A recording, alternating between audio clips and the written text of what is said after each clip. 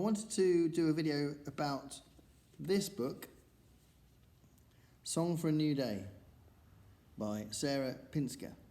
I particularly wanted to do this immediately after reading it because it really kind of spoke to me in a personal way. This is like college is finished now, but I work at college. I'm a music teacher and a musician and a songwriter, as you can see some of the other videos on my channel. For all those reasons, and I've been gigging for like 30 years, I could relate to so much of this book.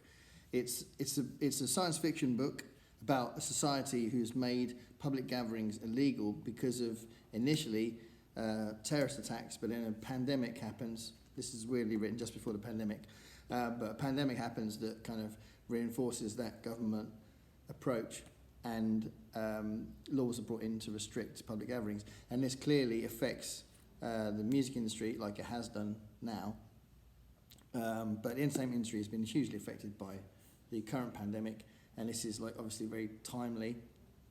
But what's interesting about this book is after the first 30, 40 pages, it was really clear that Sarah Pinsker must be a musician herself, because it's so personally written about why Lucy, the main character, writes songs, how they feel about gigging, how they feel about playing with the band, how it feels to be on stage, how it feels to connect to an audience, and just the entire thing about how comfortable and relaxed and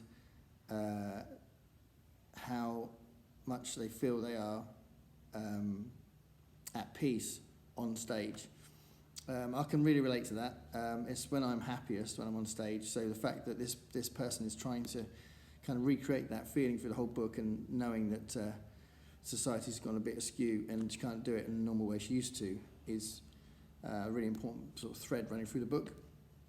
The other thread, which is led by the Rosemary story, is there's kind of like an anti-corporate story running through it, where there's an alternative to the public gathering, normal live gigging situation, where a company has been doing kind of like these sort of holographic replacement gigs, and ultimately surreptitiously closing venues down that have been like putting underground gigs on to enable them to get artists to go on these holographic gigs.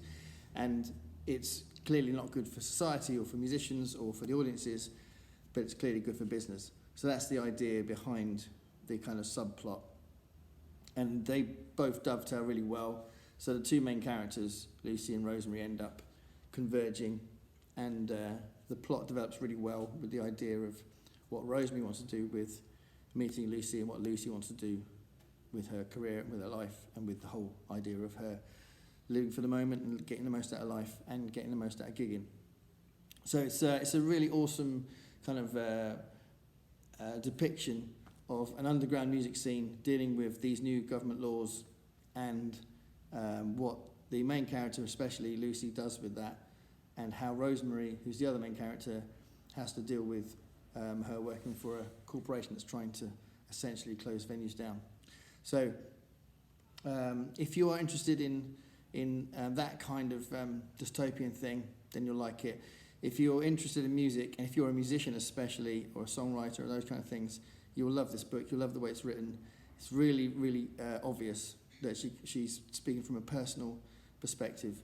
You know, the details about, like the way that she goes into a lot of detail about the differences between playing at a small venue and a larger venue, and how it's so important when you connect to an audience. Like the last gig in the book, it's the interaction with the audience is slightly different. I won't tell you why with the spoilers, but it's not really working the same way.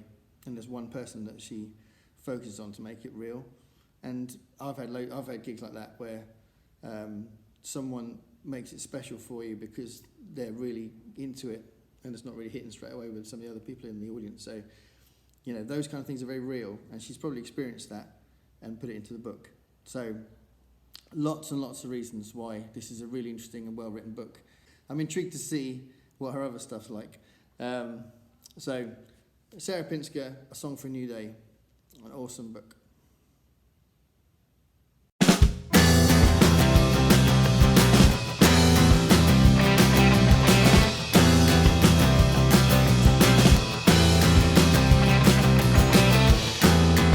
Thank picture